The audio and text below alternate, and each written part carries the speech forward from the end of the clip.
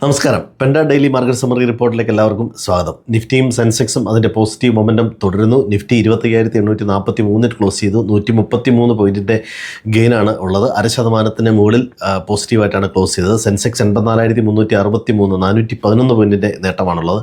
Nifty bank 58,033 close ചെയ്തു. 319 പോയിൻറ്റിൻ്റെ നേട്ടത്തിലാണ് close ചെയ്തത്. അതിൽ നിഫ്റ്റിയും സെൻസെക്സും 52 വീക്ക് ഹൈ ക്രോസ് ചെയ്തു. ഫിൻ നിഫ്റ്റിയും ബാങ്ക് നിഫ്റ്റിയും അതിൻ്റെ ഓൾ ടൈം ഹൈയിലാണ് ഇപ്പോൾ ട്രേഡ് ചെയ്യുന്നത്. Nifty mid cap 0.75%, small cap 0.46% plus ആയിട്ട് ക്ലോസ് ചെയ്തു.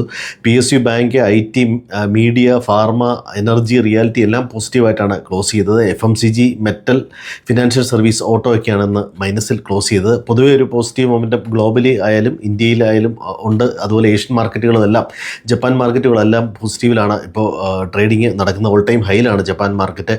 അതുപോലെ US മാർക്കറ്റിൽ കഴിഞ്ഞ ദിവസം അത് സ്മോൾ ബാങ്കുകൾക്കൊക്കെ ചില ക്രൈസിസ് ഉണ്ട് എന്ന തരത്തിലുള്ള വാർത്തകൾ ഉണ്ടായിരുന്നു.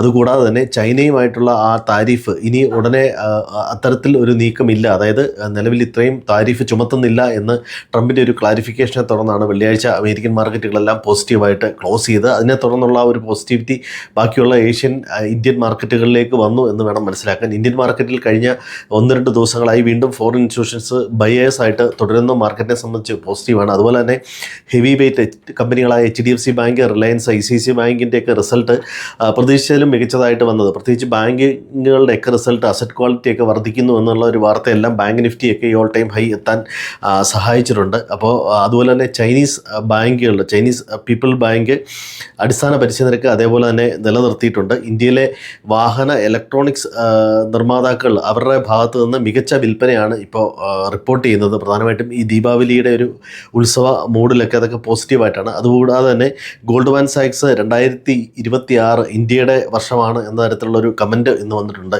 GST മോഡിഫൈ ചെയ്തതും അതുപോലെ ഇന്ത്യയിലെ വായ്പാ ഡിമാൻഡ് കൂടുന്നതും സെൻട്രൽ ബാങ്കുകൾ വീണ്ടും ഇൻട്രസ്റ്റ് റേറ്റ് കുറയ്ക്കുന്നതൊക്കെ പോസിറ്റീവായിട്ടാണ് പറയുന്നത്. പൊതുവെ ഒരു പോസിറ്റീവ് മൊമെൻറ്റം ഉണ്ട് മാർക്കറ്റിൽ. 26,000 മാർക്കറ്റ് ഇപ്പോൾ നിൽക്കുന്നത്. ആ ലെവലൊരു റെസിസ്റ്റൻസ് ആയിട്ട് വരാനുള്ള ഒരു സാധ്യതയുണ്ട്. ഒരുപക്ഷെ ദീപാവലിയുമായിട്ട് മുഹൂർത്ത ട്രേഡിങ്ങിലൊക്കെ അത് മറികടക്കാനുള്ള സാധ്യതയുണ്ട്. അപ്പോൾ എല്ലാവർക്കും ദീപാവലി ആശംസകൾ. അതുപോലെ നല്ലൊരു ദിനം ആശംസിക്കുന്നു. Thank you.